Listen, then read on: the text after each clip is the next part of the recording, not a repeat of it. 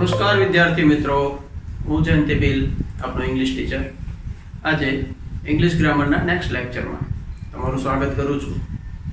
Last લેક્ચરમાં આપણે pronoun વિશે જોયું અને પ્રોનાઉન જે છે આપણને એક્ઝામની દ્રષ્ટિએ કઈ રીતના ઉપયોગી છે એ વિશે બે એક્ઝામ્પલ જોયા. હવે આજે પાર્ટ્સ ઓફ સ્પીચના આગળના એક ટોપિક ઉપર જઈએ, જે પ્રિપોઝિશન્સ નામ છે એનું. ઓકે, હવે શા માટે કરવા જોઈએ? તો એના માટે 10મા ધોરણમાં સેક્શન ડી અને 12મા ધોરણ સેક્શન ડી બંનેમાં આ પ્રશ્ન પૂછાય છે. એરર કરેક્શનનો પ્રશ્ન છે. 12મા ધોરણમાં એના 12 માર્ક છે અને 10મા ધોરણમાં એના 3 માર્ક છે, કે જેની અંદર તમારી સામે એક પેરેગ્રાફ છે. પેરેગ્રાફની અંદર કોઈ શબ્દ નીચે અંડરલાઈન કરેલી છે. એ અંડરલાઈન કરેલી છે એ કંઈક ભૂલ છે. એ ભૂલમાં એક ટોપિક આ પણ આવી શકે, પ્રોનાઉનનો પણ આવી શકે, નાઉનનો પણ આવી શકે, અને આજે જે આપણે ટોપિક ચાલુ કરીએ છીએ એ પણ એમાં આવી શકે. બરાબર? તો આપણે બધા પ્રિપોઝિશન્સ અહીંયા જોવાના, પણ એ કમ્પેર કરવાના છે કે જેમાં એક જ મીનિંગના બે પ્રિપોઝિશન્સ છે. તો એમાં તમારી સામે એરર છે તો તમે કયો શબ્દ રિપ્લેસ કરી શકો એ બાબત આપણે ક્લિયર કરવાની છે. Okay, so let's start prepositions. Okay,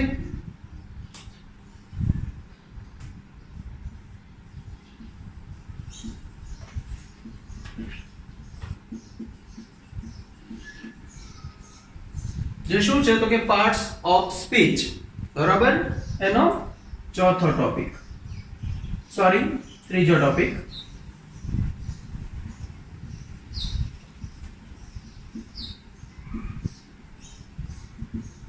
પ્રિપોઝિશન્સ અથવા તો પ્રેપોઝિશન્સ બે રીતનાનું પ્રોનાઉન્સિએશન થતું હોય છે, એટલે એઝ યુ વિશ, પ્રિપોઝિશન અથવા પ્રેપોઝિશન પણ કહી શકો. હવે એનો મીનિંગ થાય છે ગુજરાતીમાં નામ યોગી અવ્યય.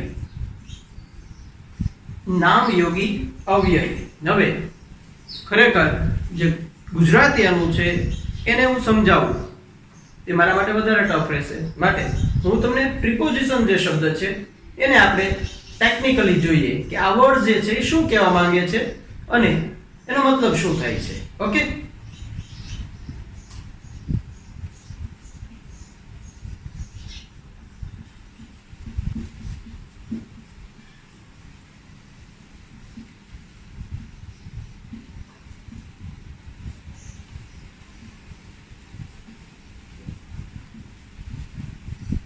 આવું કહી શકે ટેકનિકલી એને સમજ હોય તો પ્રીપોઝિશન એટલે પ્રી એટલે પહેલાની, પોઝિશન એટલે કે સ્થિતિ. પ્રિપોઝિશન્સ જે છે એને આપણે કઈ રીતના ઉપયોગી થશે તો એ ઉપયોગી થશે આ અર્થને આધારે.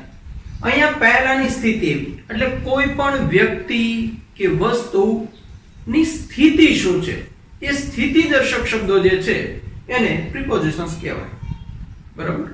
હું અહીંયા ક્લાસમાં છું, તમે ઘરે છો, પક્ષી આકાશમાં ઉડે છે, સીલિંગમાં ફેન ફરે છે, હાથમાં માર્કર છે. આ બધી બાબત જે છે એમાં બધી વસ્તુની પોઝિશન બતાવે. પક્ષી તો કે આકાશમાં ઉડે છે, બરાબર? ફેન તો કે આપણા સર માથા પર છે, સીલિંગ પર ફરે છે પણ આપણા માથા પર છે. માર્કર હાથમાં છે. આપણે ઘરમાં છીએ તો આપણી પરિસ્થિતિ ઘરમાં છે. તો જે વસ્તુની પરિસ્થિતિ દર્શાવવાની છે, સ્થિતિ દર્શાવવાની છે, એ સ્થિતિ દર્શક શબ્દો એટલે પ્રિપોઝિશન્સ. ઓકે, છે ઘણા બધા, પણ આપણે અહીં આગળ જે અગત્યના છે એના ઉપર જવાનું છે, એટલા માટે એ બાબત ઉપર ક્લિયર રહેશો આપણે. કારણ કે અહીંયા હું તમને 13 કરાવું કે 15 કરાવું તો પછી આની તો સિરીઝ છે, બરોબર છે, તો એ ઘણા બધા છે, એ બધા આપણે કવર કરવાના નથી, પણ પરીક્ષાની દ્રષ્ટિએ જે ઉપયોગી છે એ આપણે જોવાના છે. ઓકે, ચાલો હવે વન બાય વન એ પ્રિપોઝિશન્સ ની પેર ઉપર આપણે જઈએ.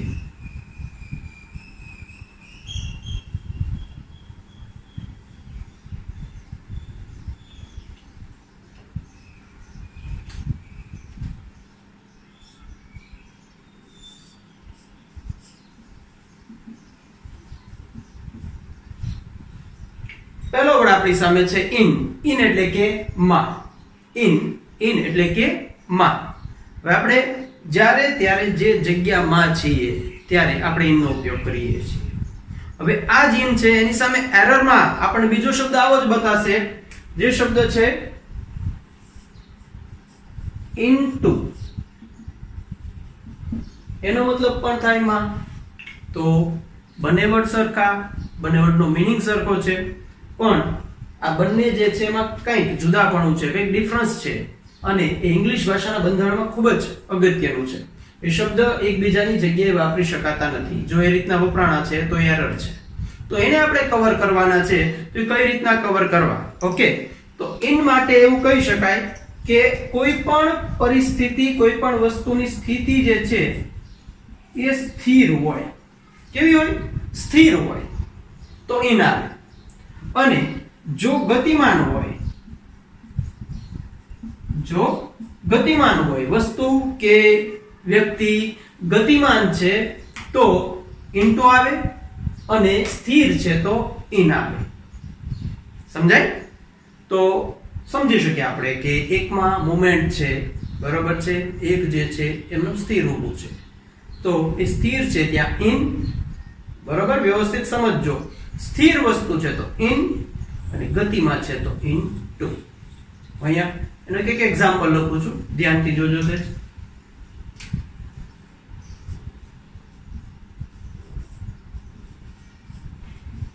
My mother is in the kitchen. My mother is in the kitchen. Okay, એટલે કે અહીંયા પરિસ્થિતિ કેવી છે તમે સમજી શકો. અહીંયા ઇન એટલે મધર જે છે એ રસોડામાં છે, એટલે ત્યાં અંદર છે, એની પોઝિશન ત્યાંની થઈ ગઈ. હવે આની સામે ઇન્ટુ માટે હું વાક્ય લખું તો ઇન્ટુમાં કેવી પરિસ્થિતિ હશે? A cat is going into the kitchen.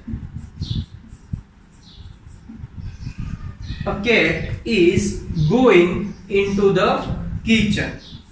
Mummy રસોડામાં સ્થિર છે અને બિલાડી જે છે એ જઈ રહી છે, એમાં ક્રિયા છે, મૂવમેન્ટ છે, એટલે ત્યાં ઇન્ટુ નો ઉપયોગ થયો. તો આ બે એક્ઝામ્પલના આધારે તમને ખ્યાલ આવી જાય કે જો અહીંયા ઇન્ટુ છે અને અહીંયા ઇન છે તો એરર થાય, અને એ આપણે સુધારવી પડે. જ્યારે પેરેગ્રાફની સામે જો આવા શબ્દો આપણી સામે છે તો એ બાબત સમજવી જરૂરી છે. તો એ કઈ રીતના આઈડિયા આવે? તો અહીં જોશો તો is going કન્ટિન્યુઅસ ટેન્સ છે, ચાલુ કાળ છે. મોસ્ટ ઓફ ઇન્ટુ વાળા સેન્ટેન્સ ની અંદર કન્ટિન્યુઅસ ટેન્સ નો મોસ્ટ ઓફ ઉપયોગ થાય છે. બરાબર છે? એટલે એના આધારે આપણે આઈડેન્ટિફાઈ કરી શકીએ કે અહીંયા જો અંડરલાઈન કરી છે તો આનો મતલબ એવો છે કે આમાં ભૂલ છે, એની પહેલાનું ક્રિયાપદ જોઈ લઈએ. એ જોઈને તમને આઈડિયા આવશે કે ઓકે અહીં ઇન લખવાનું છે કે ઇન્ટુ લખવાનું છે, એનો સ્પષ્ટ આઈડિયા આવી જાય. ઓકે, ચાલો હજી એક એક્ઝામ્પલ આપું છું તમારી સામે.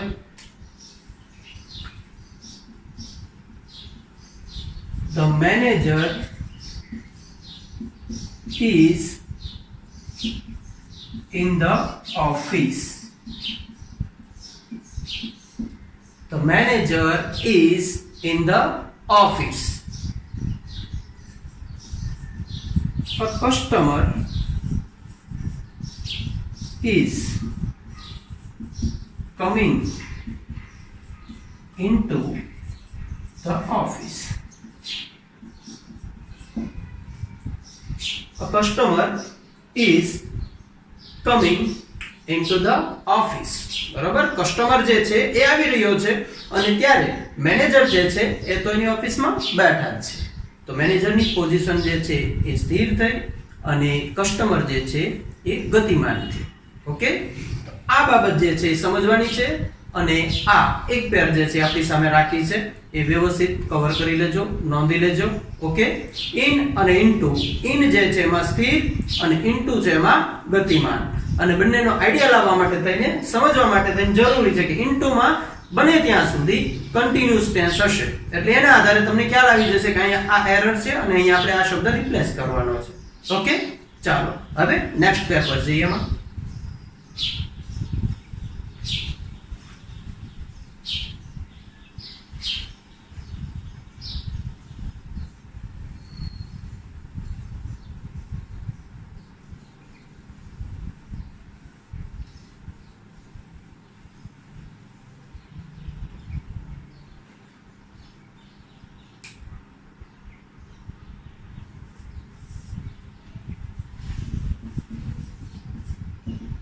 અગો અગો એની સામે બીજો શબ્દ એવો છે બિફોર. અગો અને બિફોર. અગો એટલે પણ ની પહેલા અને બિફોર નો મતલબ પણ ની પહેલા. બંને પ્રિપોઝિશન્સ છે. અગો એટલે પણ ની પહેલા અને બિફોર એટલે પણ ની પહેલા.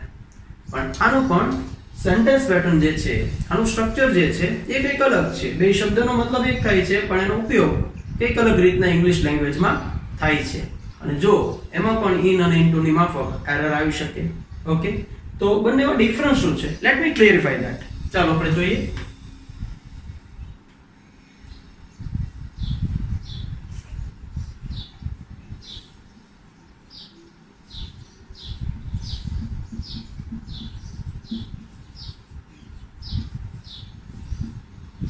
અગો જે છે એ સમયદર્શક શબ્દ પછી આવે. અગો જે છે એ સમયદર્શક શબ્દ પછી આવશે. બિફોર સમયદર્શક શબ્દ પહેલા. બિફોર જે છે એ સમયદર્શક શબ્દની પહેલા આવશે. અગો જે છે એ સમયદર્શક શબ્દ પછી આવશે. ઓકે, ચાલો એ સમજવા માટે થઈને વળી પાછા એક્ઝામ્પલ એના ક્લિયર કરીએ છીએ.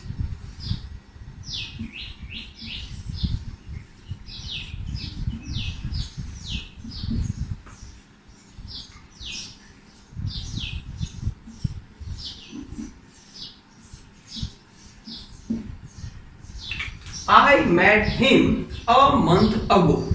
I met him a month ago. બરાબર, હું તેને એક મહિના પહેલા મળ્યો. I met him a month ago.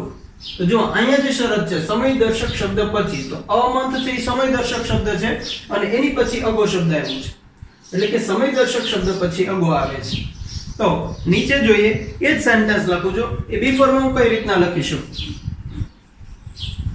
I met him before a month. I met him before a month.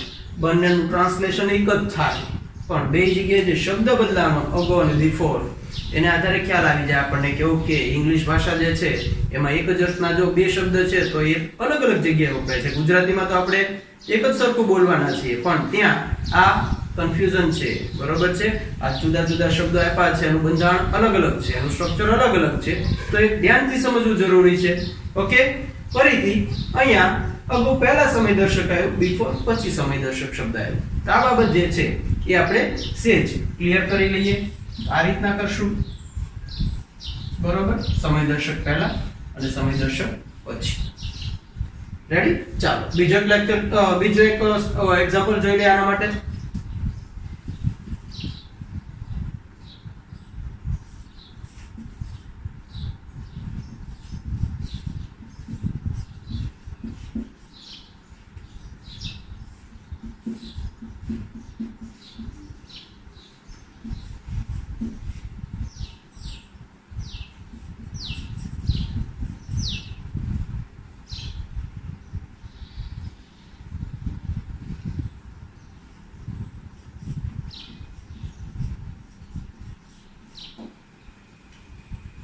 Our Sarpanch visited our farm a week ago. Our Sarpanch visited our farm a week ago. હવે sentence અહીંયા તમને idea આવી જશે before થી તમારે કેમ લખવું. Okay, ચાલો. Our Sarpanch visited our farm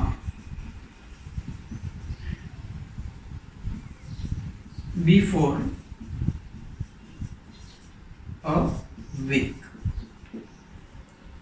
okay, તો ક્લિયર થઈ ગયું કઈ રીતના અગો આવશે અને કઈ રીતના બિફોર આવશે. આપણી સામે એરરમાં છે તો આપણને ખ્યાલ આવી જવો જોઈએ કે જો આ સેન્ટેન્સમાં a week before લખ્યું છે અને ત્યાં અંડરલાઈન કરેલી આપી છે. a week before કર્યું છે અને એની નીચે અંડરલાઈન કરેલી છે, તો એનો મતલબ એવો થયો કે અહીંયા આપણે બીજો પ્રિપોઝિશન છે રિપ્લેસ કરવાનો છે. ઓકે, તો આ બીજી પેર આપણી સામે. તમે ભણેલા જ છો બધી બાબત, બરોબર, પણ આ રીતના આપણે એને કમ્પેર નથી કર્યા. અહીંયા આપણે કમ્પેર કરીને એનું ક્લાસિફિકેશન કરીએ છીએ. તો એ જેથી કરી અને ખરેખર પ્રોપર શબ્દ ક્યાં વપરાય છે એનો આપણને આઈડિયા આવે.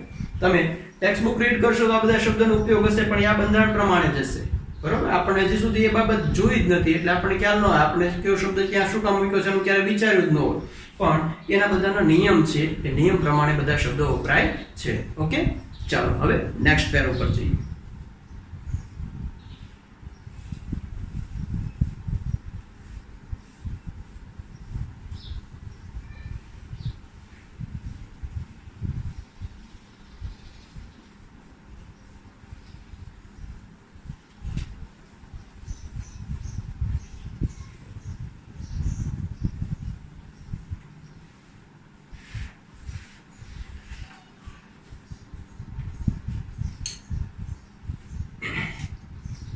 ચાલો, પહેલા જે એક બાબત મેં તમને કીધી સેક્શન વાળી, તો એ સેક્શન વાઇઝ તમે એસેજ નોંધી લો. સ્ટાન્ડર્ડ 10 માટે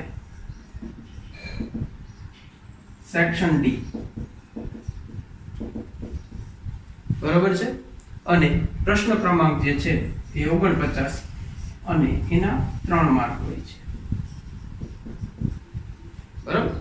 આ જ રીતના સ્ટાન્ડર્ડ જે છે એ 12 માટે જોઈએ. સ્ટાન્ડર્ડ 12 માટે તો ત્યાં પણ એ જ પ્રશ્ન હશે. આ સ્ટાન્ડર્ડ 10 માટે છે અને સ્ટાન્ડર્ડ 12 માટે.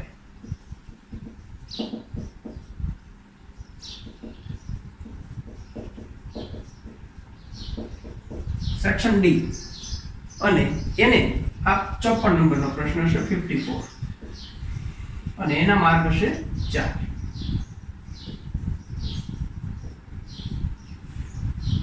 બરાબર છે. હવે આ બાબત ઓલરેડી પેપર સ્ટાઇલ તમને આપેલી જ છે, એટલે ત્યાં સેજ વેરીફાઈ કરવાનું છે, એટલે નોંધ્યું છે. ઓકે, ચાલો હવે નેક્સ્ટ પેર ઉપર જઈએ.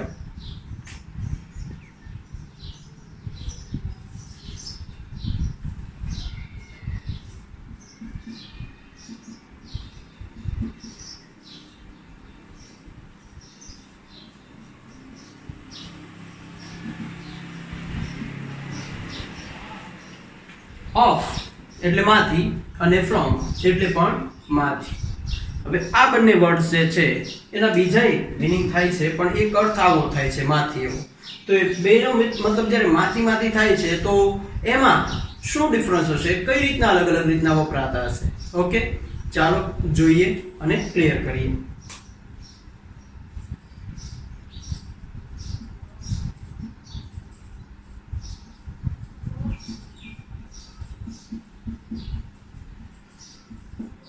વસ્તુ છૂટી પાડી શકાય છે, એનો મતલબ એવો થયો કે જેમાંથી વસ્તુ બની હોય એને છૂટી પાડી શકો તમે. ઓકે, ફ્રોમ માં તો વસ્તુ છૂટી પાડી શકાતી નથી. એટલે કે જેમાંથી વસ્તુ બની છે એમાંથી છૂટી પાડી શકાતી નથી. ઓફ જે છે એમાં જે વસ્તુ બનાવી હોય તો તમે એને છૂટી પાડી શકો. કઈ રીતના છૂટી પાડી શકો? તો ફોર એક્ઝામ્પલ લાકડાનું ટેબલ છે, તો લાકડાનું ટેબલ જે છે એમાં તમે એના પાયા અને એની સપાટી એ બધું અલગ અલગ કરી શકો, છૂટું પાડી શકો. તમારી પાસે રોબોટ છે, તો રોબોટ જે છે એને તમે સ્ક્રૂ ડ્રાઈવર લઈ અને એના સ્પેર પાર્ટ અલગ અલગ કરી શકો છો, છૂટું પાડી શકાય. એટલે એને છૂટું પાડી શકાય. અને છૂટું ન પાડી શકાય, છૂટું ન પાડી શકાય એનો મતલબ એવો થયો કે લીંબુ શરબત તમે પીવો છો, તો લીંબુ શરબતમાંથી તમે સુગર, વોટર કે લેમન ને અલગ કરી શકતા નથી, તો એ છૂટું પાડી શકાતું નથી. તો જે વસ્તુ તમારી સામે બનીને આવી છે એ જો છૂટી પડતી હોય તો ઓફ કહેવાય ને, અને જો છૂટી ન પડે તો ફ્રોમ. એટલે શબ્દ બે જે છે એ યોગ્ય જગ્યાએ વપરાવા જરૂરી છે. ઓકે, ચાલો આના પર એક્ઝામ્પલ જોઈએ.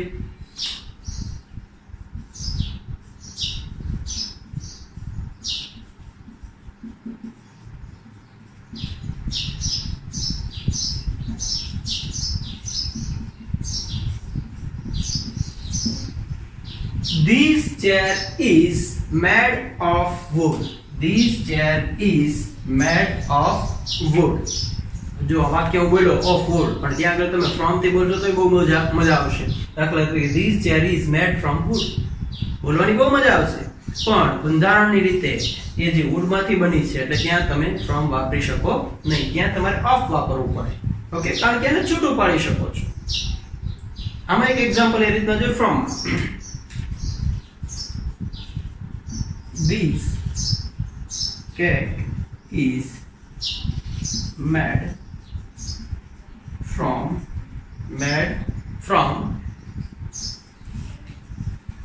sugar, milk and chocolate. This cake is made from sugar, milk and chocolate. હવે અહીં આગળ આપણે from નો ઉપયોગ કર્યો તો અહીં off ન મૂકી શકીએ, બરાબર? from એટલે જે બન્યું છે, હવે જુદું નહીં પડે. કેક તમારી પાસે આવી ગયો એટલે કેક ને તમે કઈ કોઈ પણ રીતના એમાંથી સુગર અલગ નહીં કરી શકો, એને નીચવી લેશો તો દૂધ નહીં નીકળે એમાંથી, બરાબર છે? અને ચોકલેટ પણ એમાંથી તમે ગમે એ રીતના ચક્કુ લેશો તો એ છૂટી પડશે નહીં. એ મિશ્રણ થઈ ગયું છે, એમાંથી જુદું પડવાનો પ્રશ્ન ઉદ્ભવતો નથી, એટલે અહીંયા from વાપર્યું છે, ત્યાં ઓફ ન વાપરી શકો. ફોર એક્ઝામ્પલ આવી રીતના વાક્ય લખ્યું છે This cake is made of sugar, milk and chocolate. તો ત્યાં જે ઓફ છે એ શું છે? એરર છે, બરાબર? એરર કવર કરવાનો પણ 1 માર્ક મળે છે જે સૂચના છે એ મુજબ, બરાબર? તો એરર ગોતવાની છે અને એને સોલ્વ કરવાની છે. એટલે ઓફ અને from વ્યવસ્થિત મગજમાં ઉતારજો. ઓફ તો છૂટું પાડી શકાય, from છૂટું પાડી શકાય નહીં. તમારી સામે સેન્ટેન્સ છે અને એરર છે તો તમારે વાંચવું પડે, સમજવું પડે કે કયું નામ છે સર. ઓકે, ચાલો બીજો એક એક્ઝામ્પલ જોઈ લેવાનું.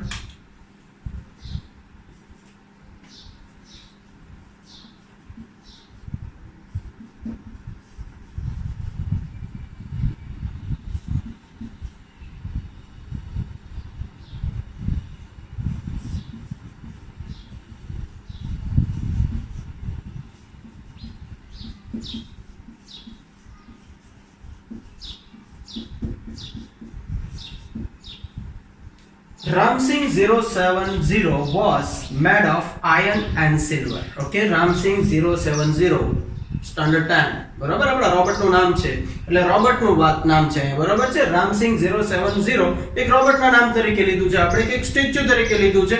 તો એને આપણે બનાવ્યું છે આયર્ન અને સિલ્વર માંથી બનેલું છે. તો આયર્ન અને સિલ્વર જે છે એમાંથી તમે અલગ પાડી શકશો. ઓકે, એટલે ત્યાં ઓફ છે.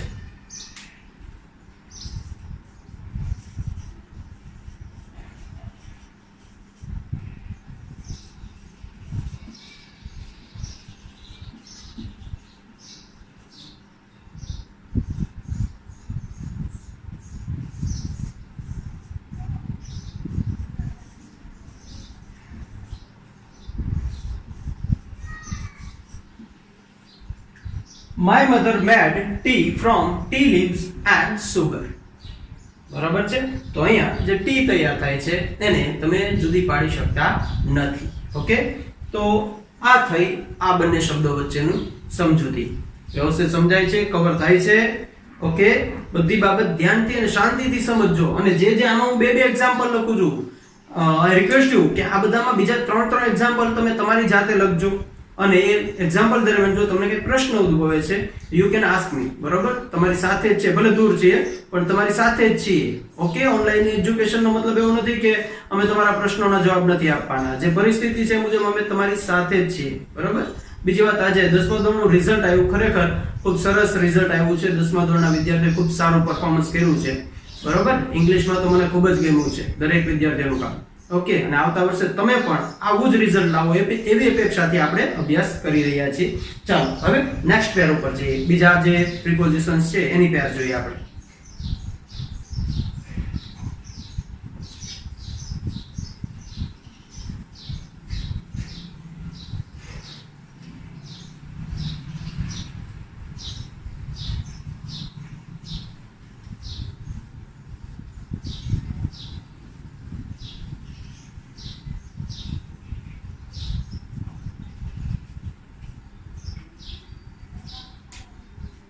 નંબર 7 by અને નંબર 8 with. by અને with. by નો મતલબ થશે વડે, થકી કે દ્વારા. વડે થકી દ્વારા એ જ મીનિંગ અહીંયા થાય છે વડે થકી દ્વારા ઓકે બાય અને વિથ બંનેના મીનિંગ સરખા છે પણ સ્ટ્રક્ચર અલગ અલગ છે ફોર્મ્યુલા અલગ અલગ છે ઇંગ્લિશ લેંગ્વેજમાં late us clarify that okay પહેલું એક્ઝામ્પલ જોઈએ આપણે I came from Rajkot by a train. I came from Rajkot by a train. તો by a train મુસાફરીના સંદર્ભમાં by શબ્દ વપરાય છે ટ્રેન દ્વારા હું રાજકોટથી આવ્યો બરાબર હવે ત્યાં with ન મૂકી શકીએ I came from Rajkot with a train આનો મતલબ એ દ્વારા જ થાય છે સાથે જ થાય છે ટ્રેન સાથે આવ્યું કે દોડીને આવવાનું ટ્રેન સાથે એવું આપણે નહીં કહી શકીએ બરાબર તો એના માટે થઈને અહીંયા by નો જે ઉપયોગ થયો છે એ સ્પેશિયલ એની રચના છે એની એક રીત છે એ મુજબ અહીંયા by જે છે એ વડે થકી દ્વારાના અર્થમાં જ છે પણ મુસાફરીના સંદર્ભમાં વપરાય મુસાફરીનો સંદર્ભ છે તો by train by plane by car બરાબર છે એવી રીતના મુસાફરીની બાબત છે તો વડે થકી દ્વારા આવે તો આ with નો ઉપયોગ કેમ કરવો લેટ અસ ક્લિયરફાય ધેટ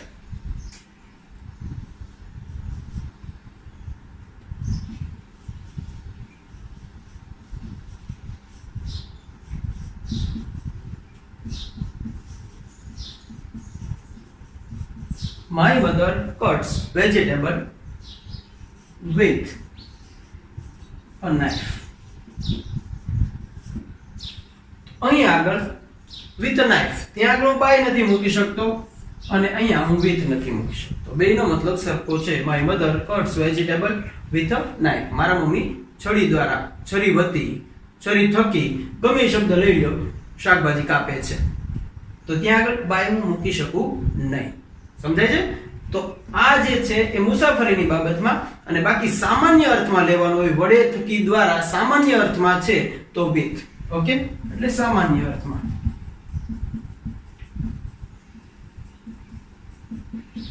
વડે થકી દ્વારા સામાન્ય અર્થમાં છે તો with નો ઉપયોગ કરશું અને મુસાફરીની બાબત હશે તો આપણે by નો ઉપયોગ કરીશું બીજો એક્ઝામ્પલ જોઈએ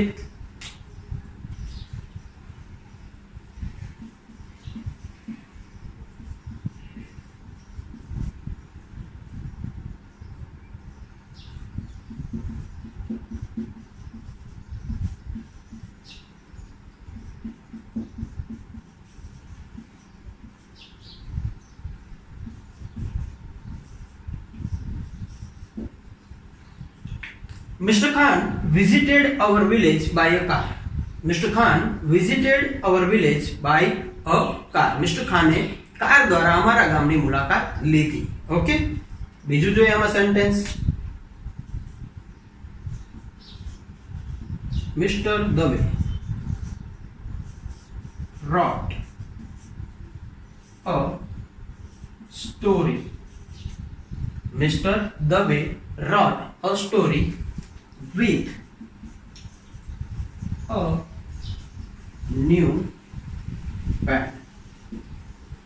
With a new pen. Mr. Dave wrote a story with a new pen. Mr. Dave એ એક વાર્તા લખી નવી પેન દ્વારા નવી પેન થી નવી પેન વતી એવી રીતના જે છે એ with નો ઉપયોગ થશે અને by નો ઉપયોગ થશે ઓકે તો આજે આપણે પ્રિપોઝિશન્સ આટલા જોયા બાકીના જે છે એ આપણે નેક્સ્ટ લેક્ચરમાં કવર કરીશું ઓકે ચાલો ગુડ બાય ટોપિકના અંતમાં વધારે ચર્ચા કરીશું ગુડ બાય